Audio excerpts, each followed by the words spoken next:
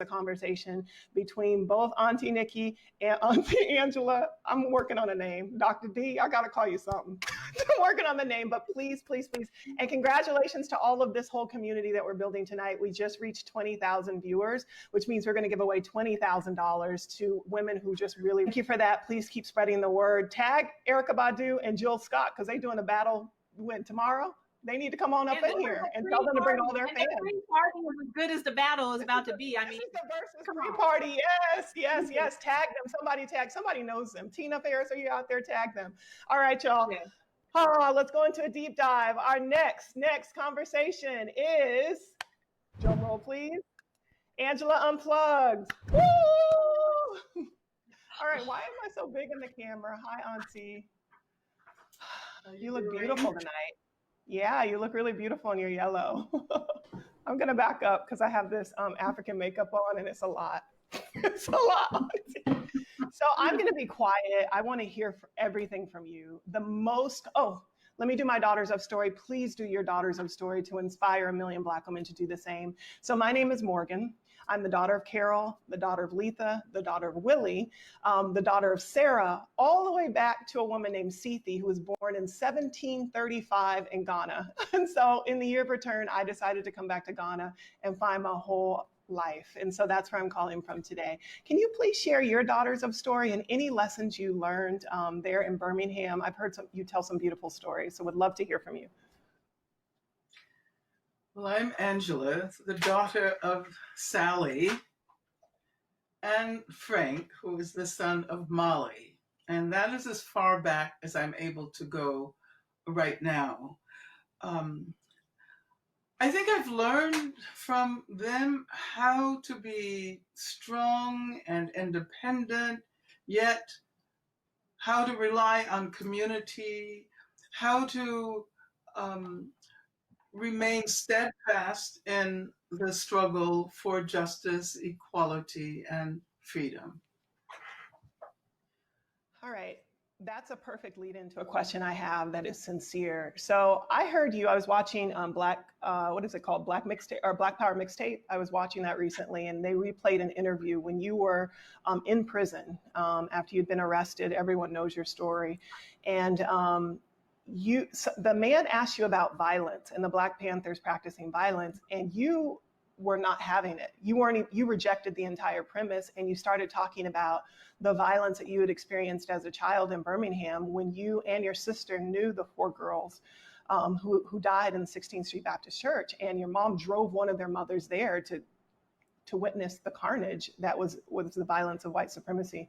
And as you're sitting in jail fighting for your life, you're reflecting on this, and I was like, dear God, how did you get through that level of trauma? And I want to know, everyone wants to know, we got thousands of questions submitted for you. What does self-care look like for you? How can you be radical about your self-care when Black women are experiencing some real trauma, and you are such an example of that. Can you please teach us what radical self-care looks like? Well, I really like the fact that you have used the term that Audre Lorde used to talk about focusing on her health, not simply self-care, but radical self-care, which is self-care that involves community as well. Self-care that is not simply individual or individualistic, but self-care that helps us all to heal. When I was in jail, well, first of all, it was a pretty frightening experience. And, oftentimes people ask me, how is it that you've been so courageous? Where does all of your strength come from? But I have to be honest and tell them that I never considered myself particularly courageous or particularly brave. And when I went to jail, it was a pretty scary experience, particularly since I didn't know whether I would ever be released. And at one point, when the death penalty still existed in the state of California, there was a possibility that I might be ushered into the gas chamber at San Quentin. And speaking of San Quentin, tomorrow there will be a demonstration, a socially distanced demonstration in front of San Quentin, demanding that we consider the particular plight of prisoners during these terrible times of COVID-19. But getting back to the story, it was pretty scary. But I realized at one point that as I began to receive letters from people, and as those who were active in the campaign for my freedom began to tell me, what was happening around the world. James Baldwin had written an open letter to me. That letter was being circulated. People in Africa, in Asia, in Europe, in Latin America were coming together around the demand for my freedom. And that is when I began to realize that the source of so much of my fear was that I felt alone. And once I realized that I was not alone, it wasn't that I ceased feeling afraid, but the emotions of gratitude toward those who were generating solidarity became so vast that those emotions overwhelmed the sense of fear, and so that was a lesson to me, which I've to remember as I have gone through life over the last decades and continuing to engage in generating solidarity for people who need it. Wow. Yeah, we've had to defend radical self-care a lot because, the word self-care can feel vapid, but when you describe it as fearlessness, as community and gratitude, like, whoa, it's the opposite of vapid. So I just really appreciate that definition. I really will take it to heart. My next question, if someone wants to learn about the demonstration at the prison, where would they go, or how can they support? There's a lot of people watching tonight and I want to support that cause. Okay, well, it's organized by the Labor Committee for the Labor Committee to support Mumia Abu Jamal. And all you have to do is go online, demonstration at San Quentin, May 9th, and the information will be there. It's a demonstration that will be conducted in automobiles, right? So people will drive by the prison with signs. Okay. And the reason I mention this, the reason I mention this is because we're all being asked how we feel and what we're doing. And we tend to use the term lockdown a great deal. We feel as if we're under lockdown. But I'm careful about using that term because lockdown is a carceral term. It comes from the experiences of people who are in prison. And lockdown for someone who is in prison is not what we're experiencing right now. Of course, we're self-isolating, we're social distancing. The point, however, is that in prison, people are not able to social distance. And because of the congregate living situation, the prisons across the country will more than likely become cauldrons for COVID-19. And if we don't pay attention to what's happening behind walls today, then it may spill out into the community tomorrow. Can we talk a little bit about prisons? First of all, cauldrons is such a powerful word, and yeah. Whew. I mean, it's indeed a Holocaust what's happening with American prisons, and you've been in this work for so long. just fighting against the prison industrial complex. And I thank you. I thank you for your work. And I wonder, I read somewhere that there are more Black bodies behind bars now in America than there were Black bodies working at the height of slavery. And that is something crazy. And in any case, it's just a visual, but in any case, every one of us knows someone who has been affected by the prison system, every one of us, and it's unacceptable. My question to you is, what will be the turning point for the American prison system? If you could snap and make one thing happen, or that we could collectively, when we get all these women walking together, if we could do one thing to turn around the prison system, what's the turning point? Well, first of all, that was Michelle Alexander, who in her book, The New Jim Crow, wrote that there are more Black men behind bars today than there and under the control of the criminal justice system than there were enslaved in 1850. What do I think we need to do? I think we need to abolish prisons. I'm just going to say it. And we're witnessing during this particular period the fact that prisons do not work. They never have worked, but particularly during health crises such as the one we're experiencing now, the only solution is to release people from prison, to engage in a politics of decarceration. And that is linked to the whole notion of abolition. I think eventually we will have to abolish prisons as the dominant mode of punishment. We will also have to abolish the current modes of policing, which are racist. As a matter of fact, prisons and police are the most dramatic examples of what we call structural racism. And if we are going to eliminate racism, then we will have to eliminate prisons and the current modes of policing. So as citizens, do we do that legislatively? Do we, press new politicians? Do we do it economically and find some alternative, levers or incentives? Prisons, big business. So how do you even do that? How do you abolish prisons? I agree with you, but how do you do it? How do we begin to do it? We do it in all of those ways.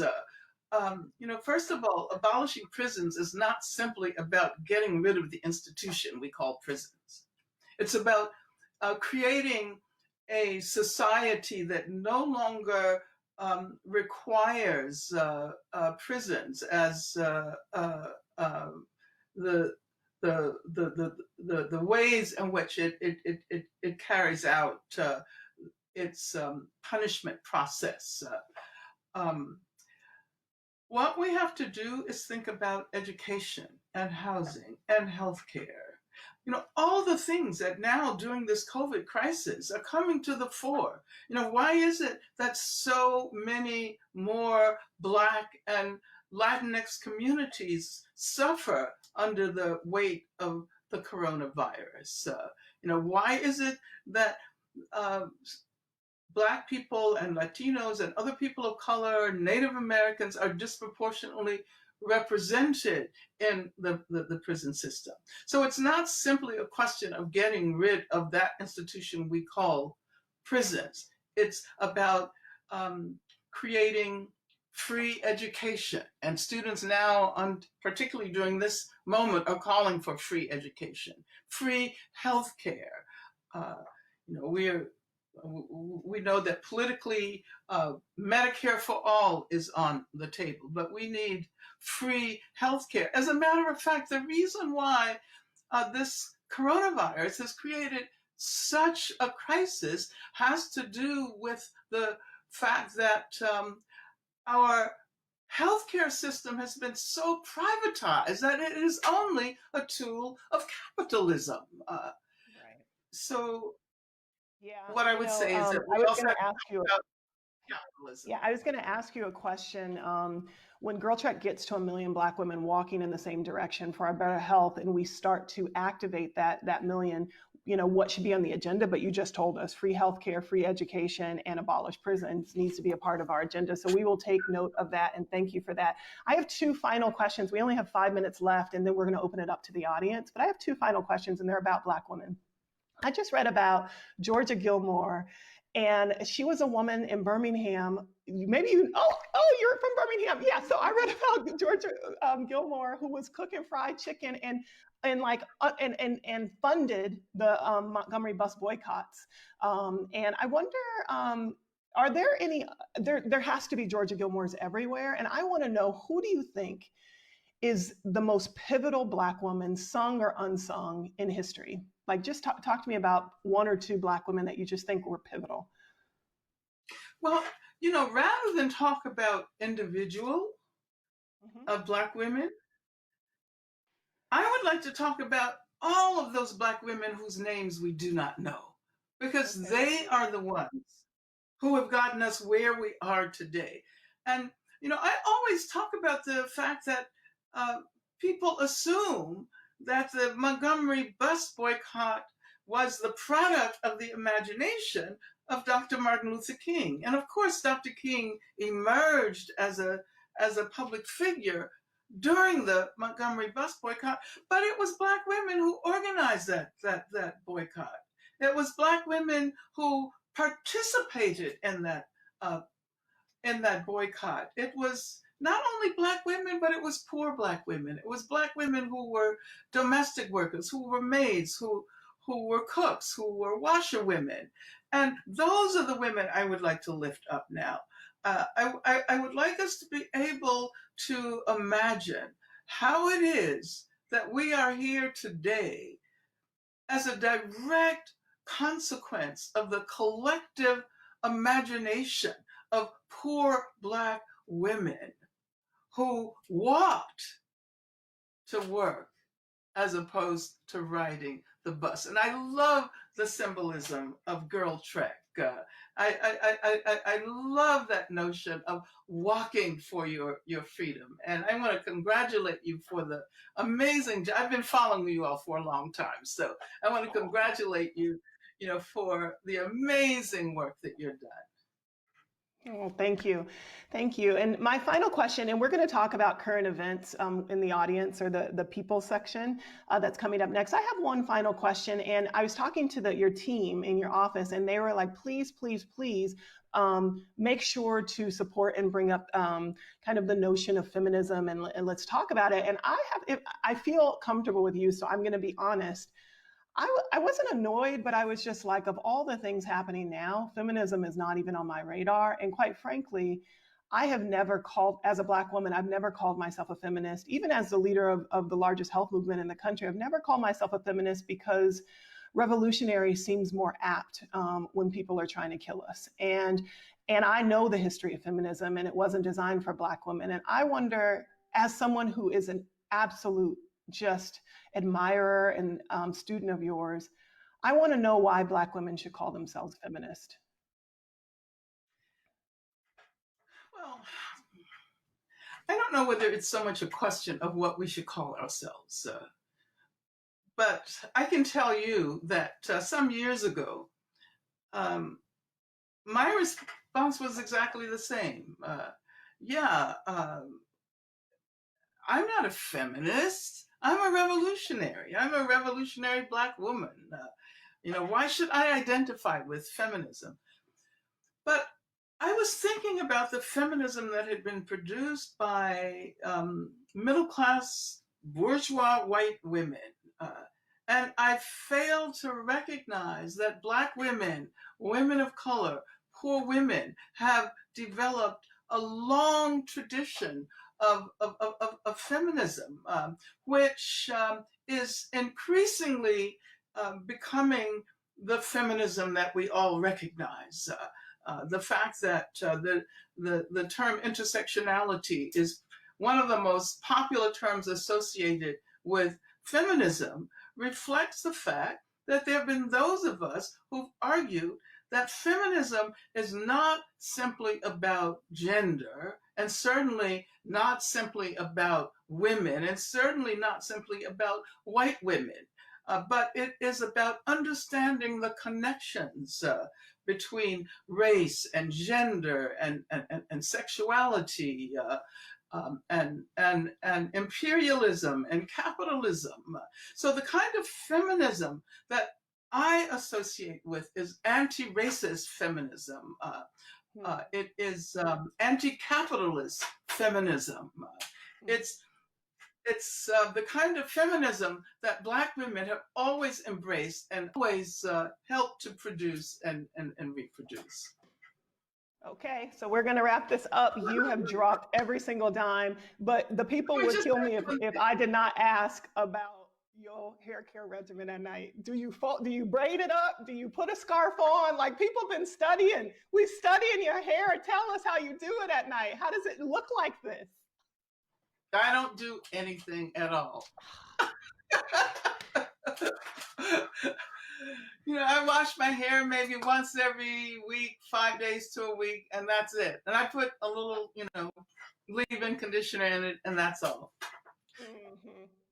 But there's one thing I did. There is something I want to say, because I haven't seen Nikki for a little while, and we've known each other for years and years. So let's bring her back. Let's bring her back. Yes, keep talking. Okay. But Nikki, what I wanted to tell you is that last summer, my nephew Reggie got married. His wife's name is Ida, and they asked me to read one of your poems during the wedding.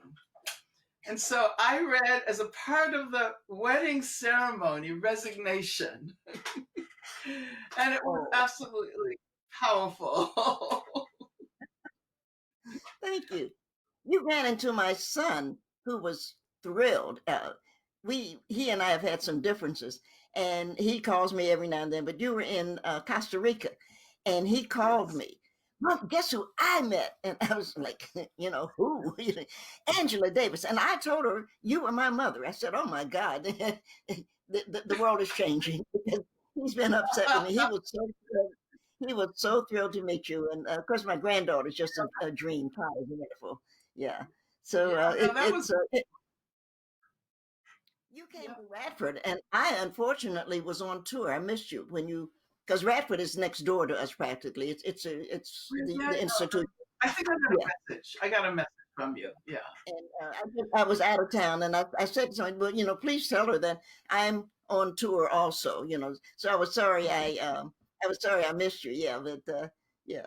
Well, we'll see each other in person sometime soon, I'm sure. We always do. We always do. And thank you so much for talking about Tony. I think about Tony every single day. And because I don't think, when I talked about those who come before me, I should have also talked about Toni Morrison, because she influenced me in such a profound way. I don't think I would be who I am today if not for her. Well, thank you. And I'm sorry she's not here to remind you that a poet wrote a poem called Poem for Angela Yvonne Davis that was illustrated by Charles Bible. And we sent every penny went to to help, make sure your freedom. So that was, I love what Charles did. And I liked the poem. It was a pretty good poem. But I probably have a copy if you don't. But I remember I have a copy too. And that the illustration is really wonderful. And I wanted, not that you need to be, I probably shouldn't have done it like that, but I wanted you to know that we poets too were apart. We were in New York, and we too were working very hard about your freedom. Yeah. Absolutely. Yeah, absolutely. And speaking of poetry, not too long ago, Cecile McLaurin Salvant, I don't know if you all listen to jazz. Have you ever heard Cecile McLaurin Salvant sing? No.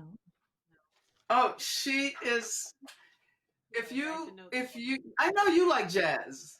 I know you like jazz, Nikki. So you Oh, I have to love that. listen. You have to listen to Cecile. She is amazing. But she Oh, okay. asked me to read something for a project that she's doing recently during these coronavirus times, and so I thought about June Jordan, and June was a very close friend of mine, and also an amazing poet. So I read for her project the poem for South African women because it was about the role that women play in the struggle for change, the struggle to create a new world. Absolutely. But and of course, one of my favorite people, and everybody's, we were dealing with this in a lot of different ways, was Fannie Lou Hamer. And Miss Hamer organized Mississippi and then went to stand up. Because remember, Lyndon Johnson said, well, I'll give you 2 seats, because he was trying to work it out and get her to go away.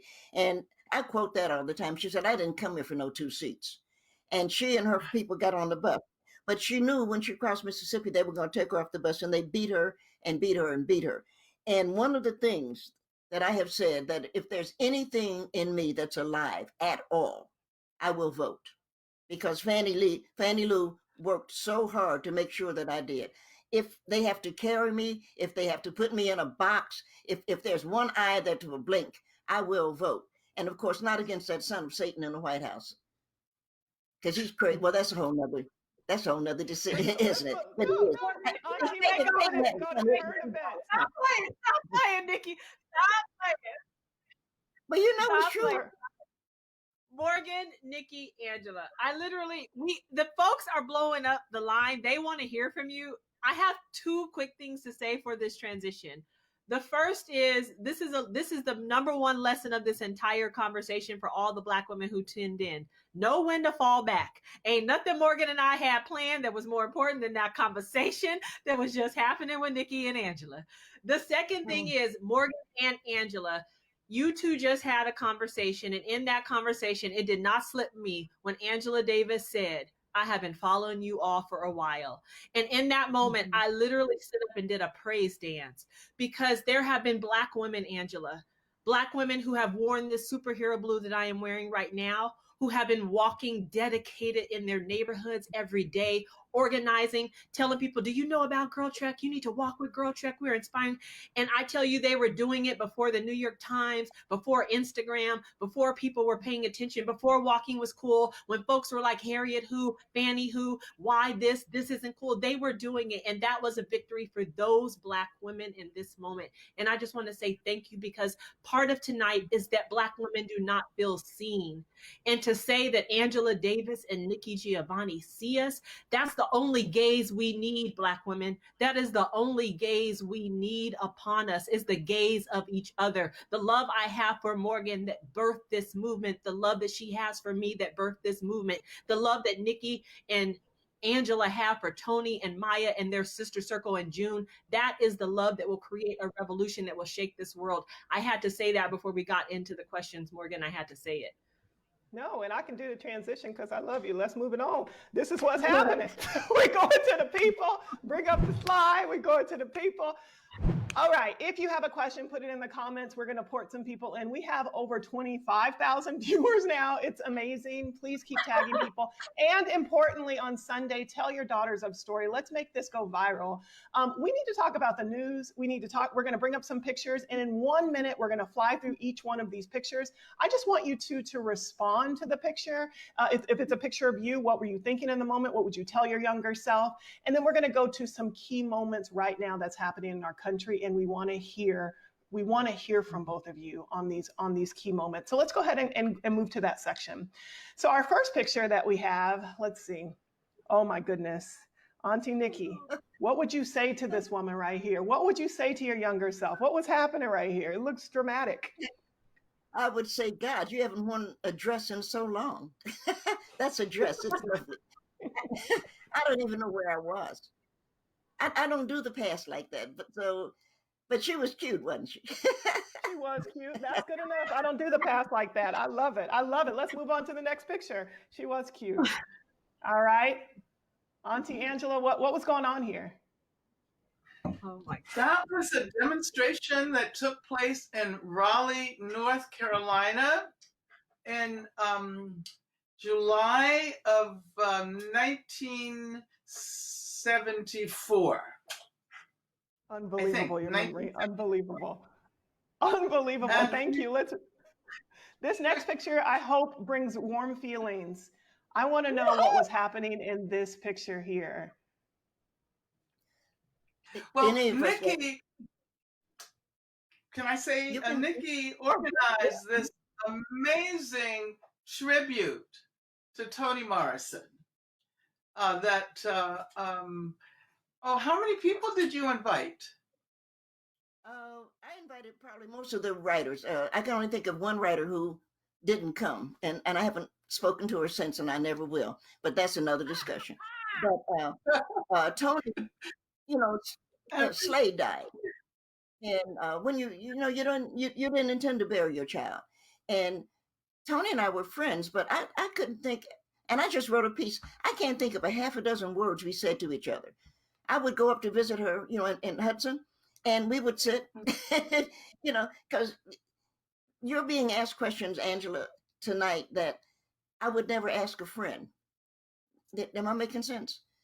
I just wouldn't. I wouldn't do it because you ought to have a place that you can come and know that you can be quiet. But when Slade died, I went up to see Toni, and I first went down to see Maya, and I said, what would we like to do for her? And of course, Maya said she's a sister. Whatever. What do you want? So we worked it out. But you were the first person we called because I knew you had to come, and I knew you would want to come. So we were. Oh yeah, I mean, I couldn't imagine. Toni would have cried if you hadn't been there. And of course, that the woman right behind there in the pink is Renee. And so when I went up I was back and forth with that. And Renee is her secretary. And I said, "Are you bringing Renee?" And she said, "Oh, will Renee be welcome?" I said, "Renee's as black as everybody else. When we're celebrating a black woman, we're all black." So we're going on now. That's the truth, because I get sick of skin color deciding something. And so we were so pleased. And you know who I love so much, and if you two said, was I got a call from India Ari. It's one of those, I don't know how she got my number, but I got a call from India. And she said, "Do you think there would be room for me on the program?" Because she knew we were doing writers. And I said, "Oh, I'll have to check with the committee, India, because, I was teased. I mean, I said, well, I have to see about them. We'll have to vote on it." She said, "Oh," I said, "Girl, don't you know, I'd kick everybody off to have you." And she wrote that beautiful, beautiful song for Toni. And so Toni, if Toni was sitting there and just couldn't believe it. And so what Toni said that will always stay with me, you can put that on my grave. "If nothing ever happens to me in my public life," you remember she said, "this does it for me." I was so, Well, I was just, you had asked everyone who participated to choose a passage from Toni's work and read it.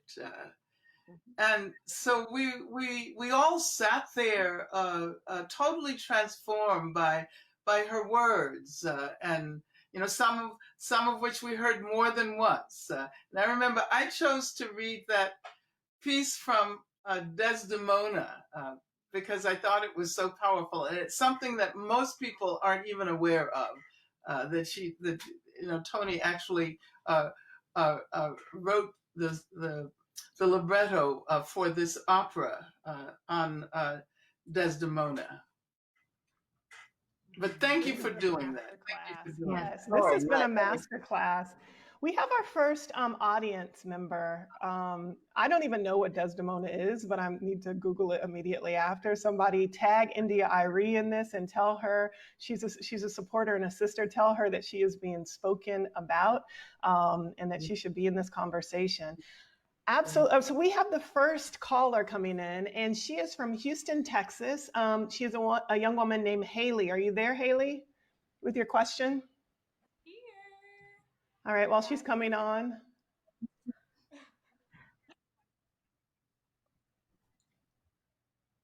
Okay, Oh, perfect. you're right. Haley getting her question ready, I actually wonder, Morgan, while we're getting the questions ready, there's some headlines that I actually think that people really want to hear Angela and Nikki respond to. And if Joel behind the scenes, if you could pull up just the first, actually the first headline, there's we have 4 quick headlines that I think that if you guys could just tell us like what you're thinking, this would be great. The first one is that this year was the first year that there was a Miss Universe, Miss America, Miss USA, Miss Teen USA, and Joel, you can go back to all 4 of us. We're all Black women. And Morgan and I, look, we read all the political books. We've read all the Nikki Giovanni, all the Angela Davis. And we were like, what does that mean for Black beauty, if anything? And we are constantly debating, like, as Black women, how do, like, the world that defines our beauty is so irrationally wrong. How much even stake do we put in this? So I'm just wondering, where do you think the state of Black women and our beauty, you know, Angela, like, and Nikki, both of you actually have talked, I feel like, a lot about like just a lot of this, but can you just respond to that? I didn't even know that. I'm sorry. Yeah. I don't look, I'm old. So if that's what the kids are doing, I am, then I'm happy for the kids. Angela is more, she may be more aware of some of the things. I didn't even know that there was first of all, the idea of Miss America. I love this. Well, you know, Nikki, we are exactly the same age. Right? We're exactly the same age. And I did know that. Then I'm stupid. I apologize. And it's important. It's important. But you know, I can't get that excited about it when there's so many issues that have to do with the very survival of our families and our communities that are not only not up front, but they're getting worse. You know, why is it that more Black people are dying from the coronavirus than any other group of people in this country? So, I have to say that. But I do think that the politics of appearance is important. And as Black women, we've always paid a great deal of attention to hair especially. And many scholars have written long histories of Black women's concern with our hair. And I think that, you know, obviously sometimes we focus far too much on physical appearance. And we internalize standards of beauty that have nothing to do with beauty. And for me, you know, beauty is about freedom. Beauty is about liberation. It's not just about surface physical appearance. Beauty is about getting, you know, 1 million Black women together to walk with Girl Trek. You know, that's what beauty is about. Absolutely. So, you know, I mean, I understand our concern with our physical appearance, but we have to link that to the future, link that to our efforts to bring a better world into being. And that's, you know, we want a more beautiful world. To me, that is where the beauty resides.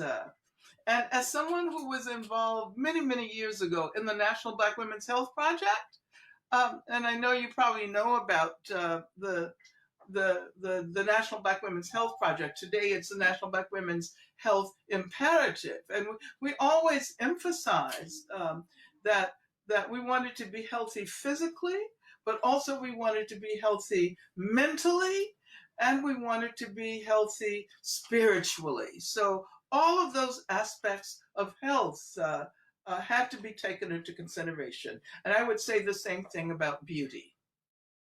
Yes. Thank you so much for that, Angela.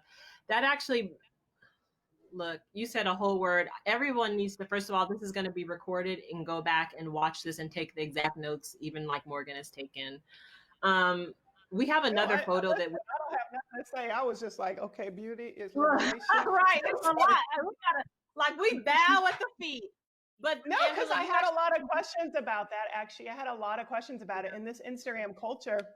Beauty is power, and that's not new, because even that was the biggest criticism around the Panthers, is that all the women look the same, or with like even like even the civil rights movement with who was elevated, who was not elevated, and women who were really beautiful were elevated, and so for a woman like me, who me and my whole family, we weren't traditionally beautiful in those ways, and I never felt celebrated in a way. So that I love beauty as liberation, because I feel liberated, and that makes me feel beautiful. So I hope that takes, because I want to be celebrated for that. So thank you for that. I'm the writer in the group here, and Angela is the philosopher, but I'm the writer.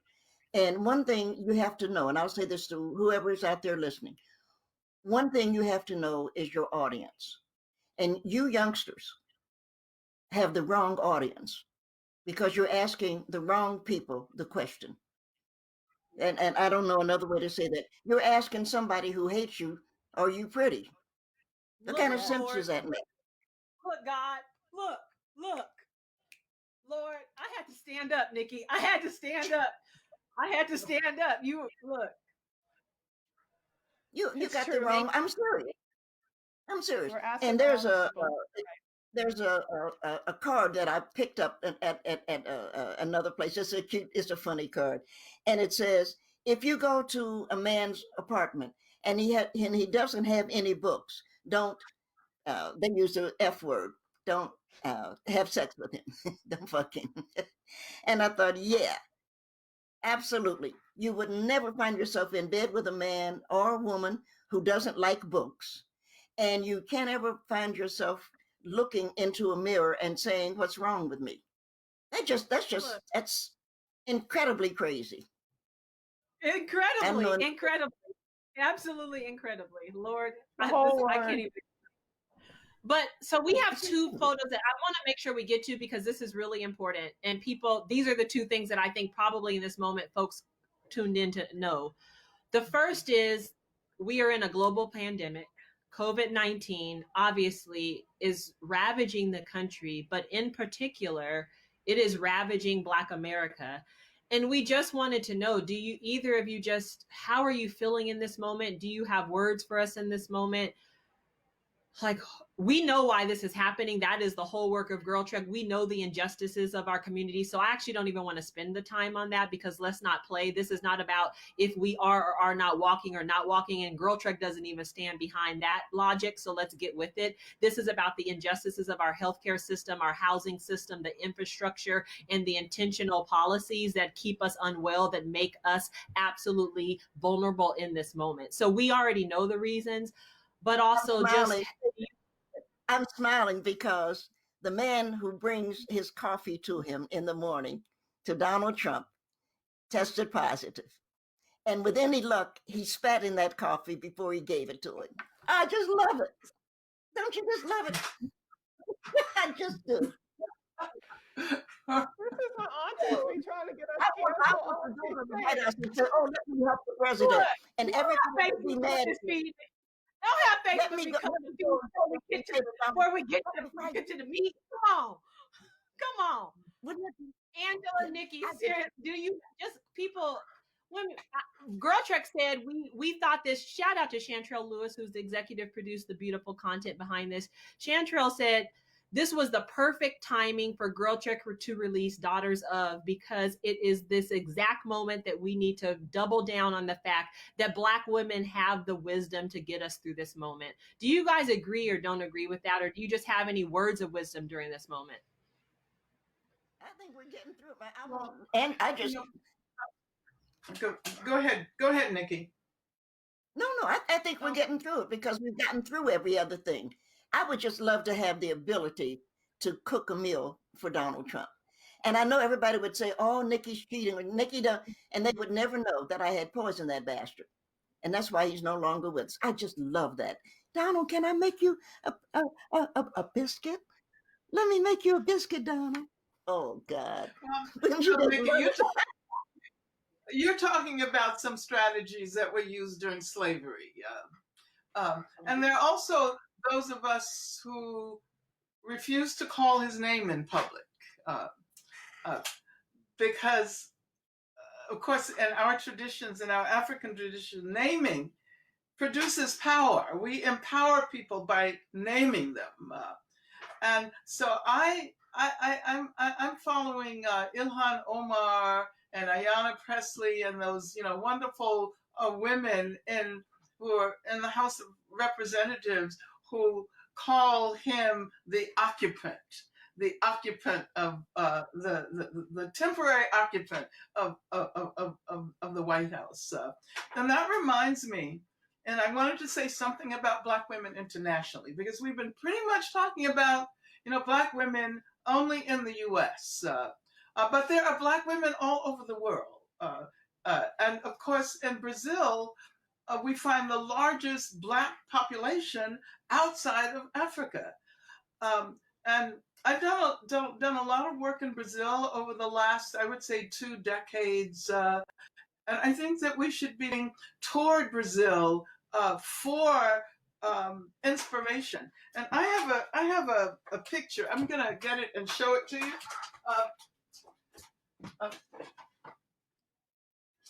This is a picture of